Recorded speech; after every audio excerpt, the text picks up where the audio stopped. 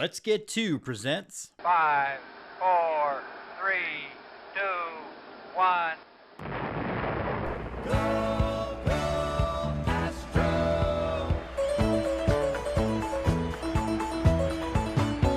Here come the Astros, burning with desire. Here come the Astros, breathing orange fire. Here come the Astros, with winning on their mind. Here come the Astros, number one every time. Go, go, Astros. We want Houston!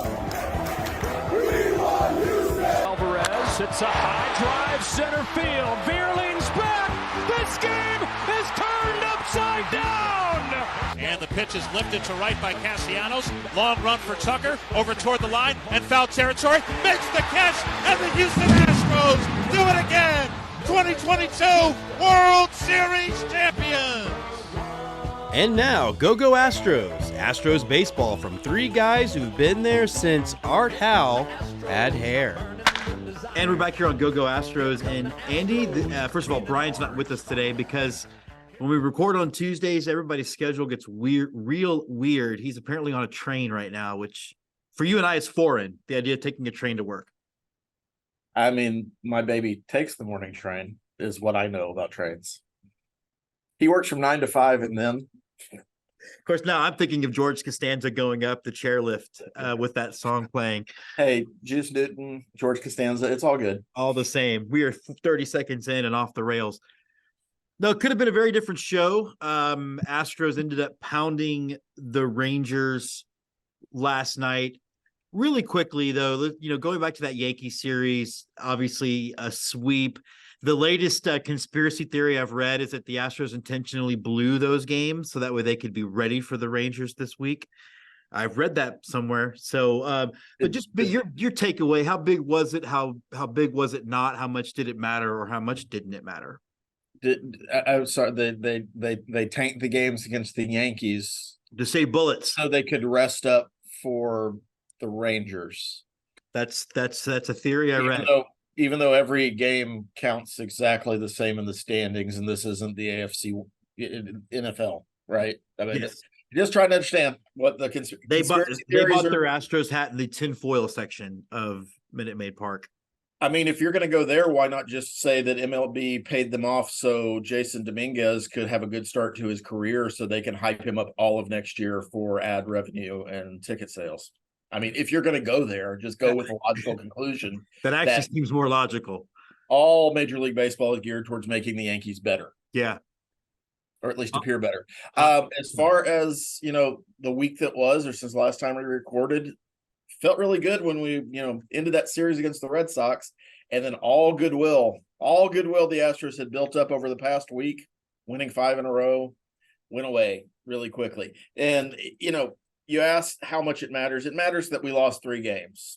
That's not great at this time of year, not 3 games in a row, regardless of who the opponent is. It is heightened certainly because it's the Yankees and, there's a perceived rivalry that doesn't really matter until you get into the playoffs anyway, but that's a whole different conversation. It could have mattered a lot more had the Rangers and Mariners also decided not to trip on their own dicks over the weekend. So, it's a battle of who doesn't want it right now.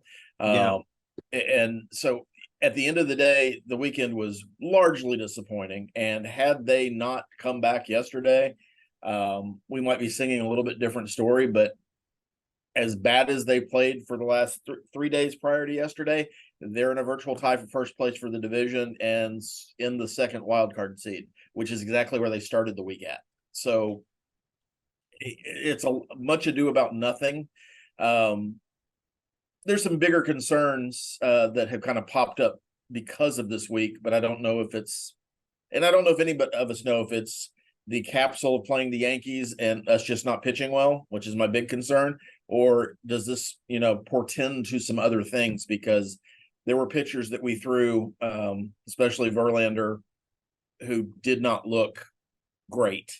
And that's problematic going into the playoffs when your offense is inconsistent and you need your pitching to win. That's my big takeaway from the last 4 games. And this was his second clunker in 3 starts. The first one didn't matter because Astros bats exploded and they still won the game. But yeah, hopefully he's looking at the video and figuring out what occurred. I do think he probably thought he could blow something by a rookie hitter to start things off, and that maybe had threw the entire game off. Yesterday, you talked about the fact that really nothing happened in the standings over the last 4 games because of, Seattle's clearly cooling off. I don't think we can call it an aberration. They lost a series to the Mets. They got handled pretty well by Cincinnati yesterday. I don't know that they have the pitching advantage in any of their games for the last 2 games of Cincinnati. But the Rangers, they have problems. And the problem really, and it really showed itself yesterday. The minute that he needed to make it 5 innings, the game was over. It felt over from their fans online. It felt over just watching their fans in the crowd. They really don't have a bullpen. And that thing, I think, Andy, they might not make the playoffs with the way that bullpen is playing. I don't know if I'm ready to go quite that far yet, but the Rangers, correct, do have problems. And they are largely part of the bullpen. But I think the other thing that if you look at how they've gone month to month, they were every one of their hitters, top to bottom, 1 through 9 in the lineup, were out of their minds for the first 2 months of the season. And since then, they have gone back to norm. Now, there's been some injuries that have played to that, but a lot of those hitters that were going crazy, the Jonah Heims, the Travis Jankowskis, have had to deal with injury, had to deal with regression. And if you look at it, they're just not scoring runs the way they were in April, May, and even into June. That's hurt. But the bigger deal is there's no faith or belief in that bullpen. And I think there's a certain amount of chemistry that we talk about on the show, especially when Brian's not on the show because there's no numbers behind it. But bullpens are this kind of funny thing. When you believe they're going well and they're going well, they tend to go well more often. That's not to say there's not skill involved and there's not matchups that can be manipulated, but it feels like kind of the snowball when you know it's not going to go well and it hasn't gone well in a couple of months, and any wrong thing. It's kind of like what Fromber used to go through in his first couple of years. He was fine up until that first walk or that first error behind him, and then he just lost everything. The Rangers are in a similar thing with their bullpen. They're fine, I think, starting pitching wise for the most part. But if their starters struggle at all, if they can't go 5, the sooner you can get into that bullpen, it's like that whole team, their shoulders drop. And it's just this, all right, here we go again kind of thing, because this is what they've been doing for most of the last month, is just blowing game after game after game when they're supposed to be in a pennant race, when they're supposed to be getting good, when they're supposed to be solidifying. And they made moves to solidify their bullpen.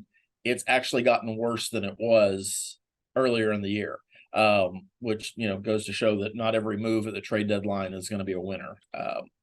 But yeah, I think the Rangers are in real jeopardy because I think they're only a half game ahead of the Blue Jays right now. Yeah. And they play the Blue Jays in next week, I believe, on the road, where they're not very good. So it's going to be really interesting to see, especially as much as their fans like to talk on Twitter and other social media about how awesome they were the first couple of months of the season. Not making the playoffs at all would be a pretty big blow to that franchise. And you're starting to see some of that justification, that rationalization. Well, we thought this was a rebuilding year anyway, and this is a step in progress, and it's okay if we don't make the playoffs because they had 6 All-Stars. Well, and it would, that fan base is kind of cracking me up a little bit, because the fan base is starting to act like how I perceive the Houston Texans fan base to act. And it's like, but those fan bases, that fan base is also Cowboy fans. So first of all, they keep telling Astros fans to quit living in the past. Well, we're still the reigning World Series champions. So that's very much the present in my mind. But I just find it interesting how we are willing to pivot to whatever argument, whether it's inconsistent in our own. There was somebody yesterday. Again, I don't want to beat on one guy on Twitter, but there's still the one guy yesterday. Well, we kicked your ass for the first 4 innings. That's not how baseball has ever worked. No. But hang that banner, guys. Go for it. Go for it. Yeah, TCU hung we got into the playoffs banner at their stadium Saturday too. There you go. See how that worked out for you. There we go. The Astros did have a couple of blows, and look, I mean, I think I don't know why the Astros can't win at home. I think some of that is psychological. I think it will take care of itself. One of the concerning things I have about the Rangers' schedule or struggles lately is I projected the Astros to win the division by 3 games. I still stand on that, but part of it is the idea that the Rangers and Mariners will beat themselves up over 7 games. I'm not sure the Rangers are going to be able to beat the Mariners for any of those games, except it does look like the Mariners are regressing to what they were at the beginning of the season and what some of their career numbers are outside of that 10 to 15 games when they were unstoppable. Well, and I don't know how much I agree with it, but Mariners fans will tell you their starting pitching has been a little bit of a struggle lately. And that's part of what their concerns are. I look at their, the box scores, and I don't get to watch all their games, but I see a few here and there. And it just feels to me that if they've got a couple players that if they're going well, they'll win the game. And if they're not going well, they won't win the game. And that's it. So it come down to me like it has for Seattle most of the season. When they're hitting, they're going to win games. When they're not hitting, they're not going to win games. And right now they've kind of slowed, they've cooled a little bit. Now, having said that, Julio could catch on fire again and they could run off a bunch of games. They do have a tough schedule for the next week at home against the Reds, who are fighting for their playoff lives. And then they've got the Rays, who are fighting for the East Division and for the best record in baseball. None of those games are going to be pushovers, and certainly not the healthy diet of White Sox, Royals, and A's that they saw a couple of weeks ago. So some of that's going to come back to the norm too. The good news for the Astros is our schedule does turn. We get done with these games with the Rangers, and you've got a Padres team that may or may not have given up. Now, granted, it's at home, so who knows if we'll even show up. But then you've got the A's, the Royals, and then the Royals again after a series with the Orioles. So the way we've talked about the schedule turning in the Astros' favor, you're really going to start seeing it, especially this coming weekend. Yeah, according to Power Rankings Guru, or it's where I like to check this stuff, is the Mariners have the 4th most difficult schedule left. The Rangers have the 9th, and the Astros have the 21st. So if the Astros decide to be the Astros we've seen over the last 6 years, this will take care of itself. One, or actually I should say 2 problems, though, Andy, has been injuries to relievers.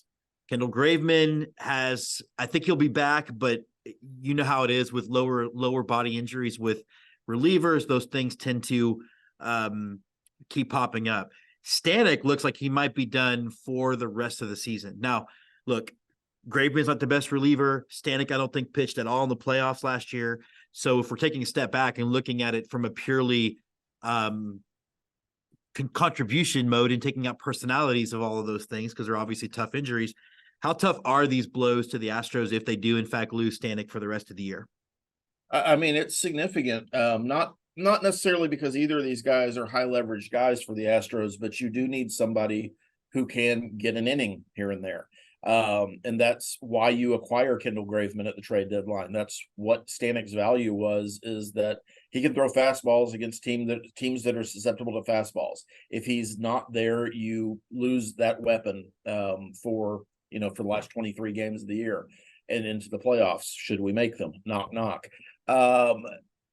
It's unfortunate. I mean, it certainly could be worse. It could be Ryan Presley that we're talking about.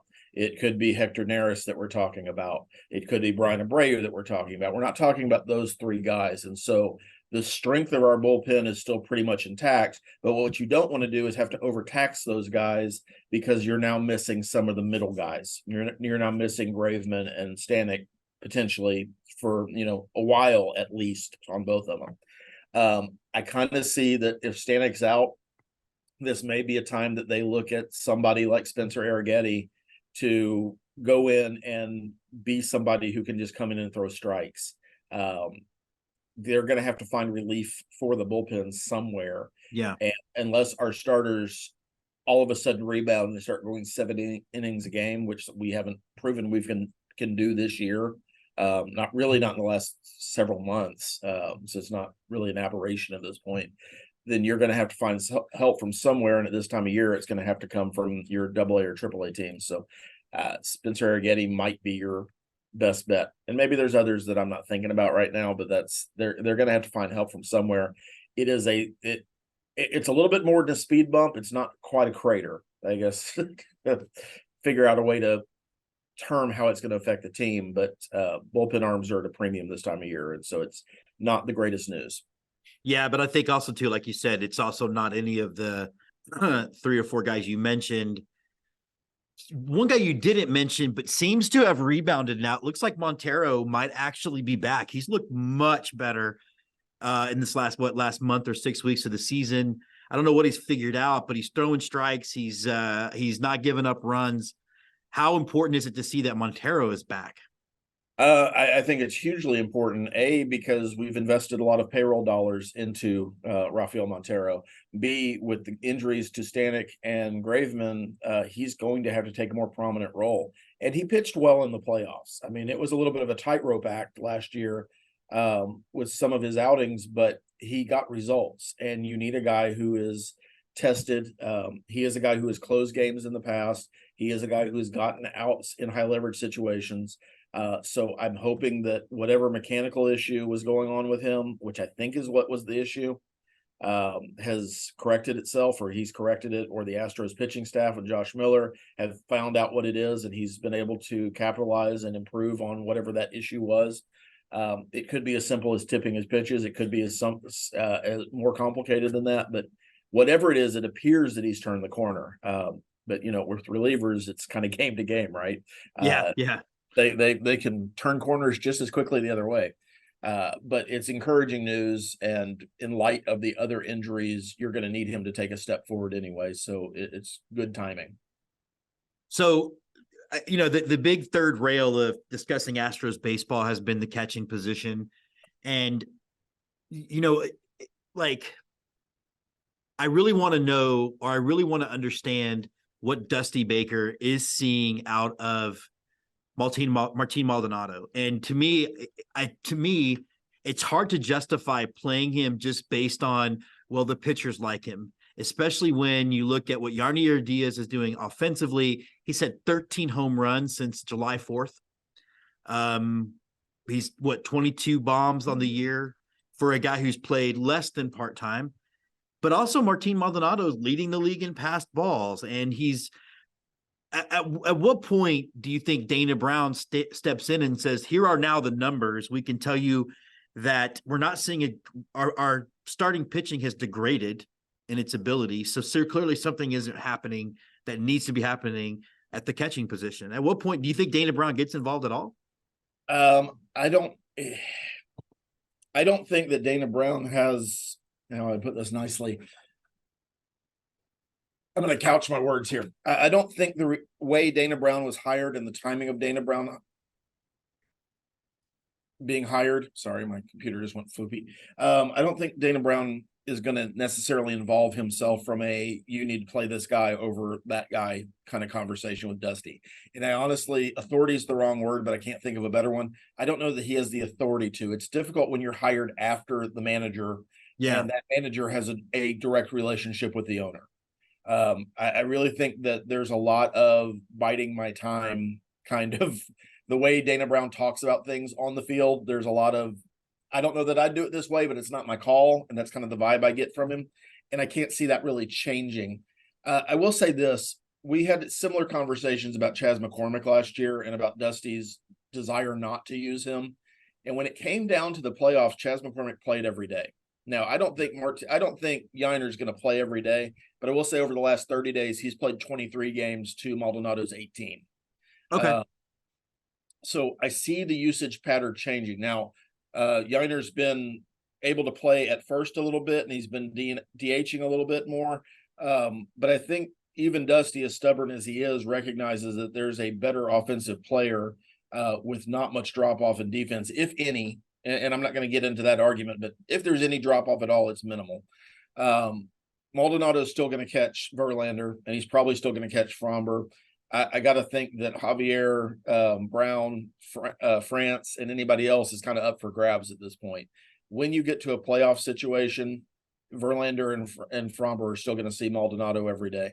I think every other day you're probably going to start seeing Yiner, and he's probably going to catch more. And I'm hoping that part of the riddle of the Sphinx answers that Dusty gives about how we're going to be happy with the way he's handled Yiner is that Yiner is still relatively fresh when we get to the playoffs, and has the ability to catch more games, take on more. I will say this. Everybody wants to see Yiner play more. Coming into this season, he had only caught like 53 innings last year. Oh, yeah. Or 53 games, excuse me. So they were trying to monitor his use a little bit. We're at the point with 23 games left in the season and hopefully a long playoff run that kind of starts going out the window. And I would expect you to see more of that. Yiner's playing every day and Maldonado's playing, somewhere playing catcher, two out of every 5 days more as we get to the end of the season. And I think based on what we did last year with Chaz, I'm hopeful that the hot bat, the best player, plays every day. That's where I hope we get to. What do you think is going on with the starting pitching? And look, I'm not too worried about Verlander. He's done this enough. He knows how to figure it out. He is pitching differently than he did post or pre-injury that he had this year, which is fine. But Brown has been inconsistent, and you can count on it. Javier is getting better. What do you chalk this up to? I mean, Brown was supposed to be the guy, and at the end of last season and the beginning of this season, he looked like the guy. I still think he can be the guy. Is it just purely as simple as he's thrown more than he's ever thrown in his career? Well, he's a rookie, and rookies, the norm is for them to be inconsistent. It's not normal if you look at cross Major League Baseball for a rookie to come in and be a dominant member of a rotation. It happens, but there's a whole lot more stories about players that come up and have to figure things out and struggle a little bit before they figure it out. I think that's where Brown is. He's going to have innings where he looks dominant. He's going to have innings where he looks completely lost, and that's not his fault. I think that's just part of the age and the maturity of becoming a major league pitcher. Fromber is still the biggest concern to me in the rotation because we still don't know what we're getting day to day, and he's the guy that's supposed to be your ace. That's problematic. Verlander is a great addition to the team. He is not the same pitcher as he was even at the end of last year. He'll give you innings in a playoff start, but we've seen, especially when you get to the World Series, he's not necessarily a guy you can count on as we're going to get a win here. Matter of fact, the last win he got in the World Series was his first win in the World Series, and that happened last year. And that was a struggle just to get him through 5. Yeah. Javier, again, I hope it was a mechanical issue. And I hope that it's starting to figure itself out. But he looked really good in his last start against the Yankees up until he didn't. Yeah. And that's where the loss of Graveman and Stanek start hurting you, because when you lose guys and you don't know what your starter is going to give you, you've got to have guys that can bridge you to the end of your bullpen. And now we've got, more of a mystery there than we did. So if you can't pitch, you've got to hit. And that's the other part of the problem. And we've been saying it all year. We can't seem to pitch and hit and play defense well in the same game for any stretch. Right. It's something and if you look at this series against the Yankees last year, we did nothing well. We were booting the ball all over the place. We weren't hitting, and the pitching was really, really suspect. Because we didn't want it enough. Yeah, there was nobody had their hustle face on, and once they put the hustle faces on, everything will get better. It's just, this is an inconsistent team. I don't know that it's built to win a championship, but I don't know that any other team outside of Atlanta is appreciably better. I think every team this year has some flaw that can be exploited. And unfortunately, the other part of the answer to your question is our guys are very likely tired. When you're talking about making deep playoff runs, you're talking about the World Baseball Classic in the off season. Our pitchers have thrown a lot of games, and Verlander notwithstanding, everybody else in our rotation had a lot more work than they're used to. Something's got to be done to address that in the off season. I hope it's not an early playoff exit. But it might be. But that's the thing. It might be. the key to extending the key to extending the window might be an early playoff exit this year.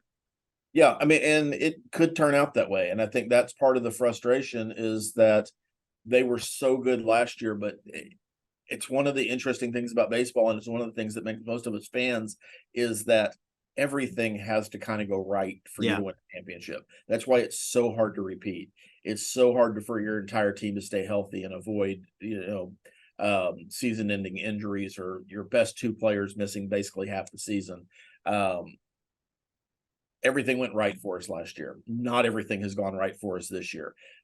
But at the end of the day, you still have a team that is squarely in the playoff hunt and could finish anywhere from out of the playoffs to second in the American League from a record standpoint. Yeah. I mean, that's where we are with 23 games left. And so it's frustrating and it's maddening because we're usually done by now as far as worrying about anything but seeding. And we're in a hunt to make the playoffs. It's a race, and it's mind-numbing and nerve-wracking and all the great adjectives, but it's fun too, as long as you're not dying every time they lose. Yeah. Sometimes it's good to just turn off the TV. Let's we're gonna do 3 rapid fire questions real quick, and then I want to talk a little bit about a league-wide problem. Who wins the AL West? You mean who represents the American League in the World Series? No, who wins who wins the division, the American League West? Oh, you said West. Okay. Coffee hadn't kicked in yet. As I sit right now, I still think it's Houston. Okay. But I think I think it's backdoor is the wrong word, but I think we're going to be sitting in Arizona rooting for one team or the other to, do something when it comes to the Mariners or Rangers in the last 4 games. And right now I'm thinking it's the Mariners. So we're going to have to do really, really well the week before against them. But I still think we end up winning the division by 1 or 2 games. Okay. I have us still winning it by 3. Do the Rangers or the Blue Jays or someone else get the final wild card spot? Blue Jays. So Right now it's the Blue Jays. The Rangers are in a death spiral. They can come out of it, but a lot of things are going to have to start going the opposite of the way they're going for the Rangers. You and I have been really staunch on how we approach long contracts and things like that. Is Kyle Tucker the guy you would break that rule for, given his age and his performance? I mean, Kyle Tucker's only batting like 111 over the last 7 days. Do I want to put all my eggs in that basket? I don't know. Yeah. I'm sorry, 190, but his OPS is 546. He's been in a slumpy slump. Yeah, if it's me, the problem is I think even if the Astros go to 7, he's going to be able to get 10 on the open market or more. I'm not even talking dollar amounts. I'm just talking years at this point. Yeah, I know. I think it's going to take 10 to lock him up for sure. Yeah, and I think even if you convince Crane that, okay, 5 is arbitrary and we're going to have to do something, I don't know that he's willing to double that. So there's going to have to be compromise on both sides for that to work. And there is just the option that as much as Kyle Tucker might be happy right now, he might just want to go test free agency. He might want to play somewhere else, and that's okay. There's always 2 sides to these transactions. Yeah. It's not just the Astros failed to lock him down. It's similar to the George Springer narrative that Crane didn't do anything to keep him. There was no chance that George Springer was going to re-sign with the Astros. So it's not as much a failure on the Astros part, unless you want to blame Jeff Lunau, which nobody in our organization or fan base ever does for anything. It's a lot more about that player and what their desires are. I don't know. Kyle Tucker could want to go play in Tampa Bay and be home. Yeah. But if we just don't know. But if it's me, yeah. I mean, if it's me, yeah, I think that he is probably the player that I would have the most comfort in giving a 10-year type deal. I'm not Jim Crane, though. Yeah. All right. Last thing, man. And I know it's a subject near and dear to your heart, and it happens all the time. Julio Urias arrested again for domestic abuse. I know that we're going to be talking about it with Emily on Let's Get to You Live, but wanted your take on that, man, because it just seems like it happens, and then we declare as a league and a fan base no more, and then it happens again, and sometimes by the same person. Again, this is one of those, if I'm running the world things, I think there are a lot of things where people deserve second chances. I do not think domestic abuse is one of them. So if it were me after the first one, he would have been done. And that's true of not because he's a Dodger, which I know somebody will say.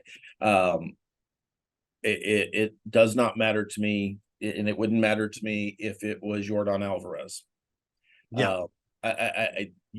There just can't be a place for that in Major League Sports, and there has to be repercussions. And there is no excuse for battering a woman. There's no excuse for hitting your kids. There's no excuse for a lot of things. And we can't continue to gloss over it because they're good at pitching, or they're good at hitting, or they're really friendly with the community. It's whatever the excuses are, those guys need to not be playing here. And if Japan wants to continue to house them in their AAA like Trevor Bauer, great, that's fine. But Major League Baseball should be holding itself to a higher standard, and it shouldn't matter. I've got a good feeling about this kid. That shouldn't be a thing anymore. Yeah, this is his second arrest that at least I know of about on the top of my head. He was arrested, I think it was in 2019 or 2020 for the same thing. Yeah, like I said, we'll probably talk about it live. We'll get Emily's take on Let's Get to Live, but it just seems like we have a real consistency problem when it comes to values in this country over, boy, we care about women unless the guy can hit or run or catch a football or do whatever. And it's, we have to, I think at some point, have to start really standing up. And I mean, even the NFL has gotten better at the way they're policing that. Major League Baseball, it's like, all right, well, sit out for 30 games and then we'll, figure it out, and you'll go pitch. And as long as you win, nobody's going to care anyway. Yeah. It's got to be more than that. It's got to be something where an organization like the Dodgers or the Yankees, and I'm picking on them because they've been in the news most recently, or the Rays, or the Astros, or whoever, hold themselves to a higher standard. I know all of us were a little bit disappointed with a trade that happened in 2018 for a certain reliever from Toronto. And there was a certain element in our fan base of hold your nose and get through it. And we shouldn't have to be put in that position. The owners should be better. Major League Baseball should be better. And it should be, there's a lot of things I'd be willing to forgive, but I just don't think that's one of the things that Major League Baseball should be flexible on. Yeah, and that trade you're talking about was definitely very on brand for Luhnow, who didn't think at all to think about what that chemistry in the locker room would have been like. All right, last two questions then as we talk about tomorrow, or today and tomorrow. Look, today the Rangers are going to trot out Eovaldi for the first time in however long. He's going to be on a pitch limit. I've seen it listed as few as 70 or 80, which means the Rangers are going to have to get a good performance out of a bullpen that's not very good, beat up and taxed. I mean, it seems like the Astros are set up well to win today, and then tomorrow we have Verlander, Scherzer. Do you think that game is going to be as good as advertised, or you think it's going to turn into one of those like 9 to 10 games or something that often happens when we look forward to a matchup? As far as today, it all depends on which Fromber we get. Eovaldi, to me, feels like a desperation move for the Rangers. He's a guy who has been on the DL, I think, for 5 weeks, if I'm looking at the calendar right, with no rehab starts. And he's going to go out and just pitch. He could do really well. He has a history of pitching well against the Astros. But if we're smart and aren't swinging first pitch everything today, you can work 75 pitches off him pretty quickly. I'd like to say that would fall in our favor. Who knows if we're going to hit today? It's a mystery. Tomorrow, I think at the most part, Verlander does not get caught up in a lot of the drama of the day-to-day. And I think if he could just will himself to wins, his World Series record would be better. But I think there's a certain amount of ego when your former teammate calls you a diva after you've left after he's left the clubhouse, and then after you've left the clubhouse, basically for wanting more from an analytics standpoint. These two have never necessarily gotten along when they were teammates with the Tigers. They were not friendly, in 2019 when we played the Nationals in the World Series. And so I think you're going to see a little bit more couple extra MPH in the fastball on Verlander's part. Maybe that plays into the Rangers' hands. I don't know, but I kind of expect Verlander to really step up in this next start, especially knowing how poorly he pitched against the Yankees.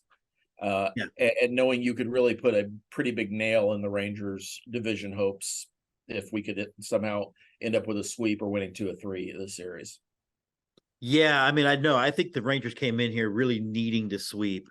If we're thinking about it really logically, the Astros came in needing to win 1 of 3 to get the tiebreaker, which they did.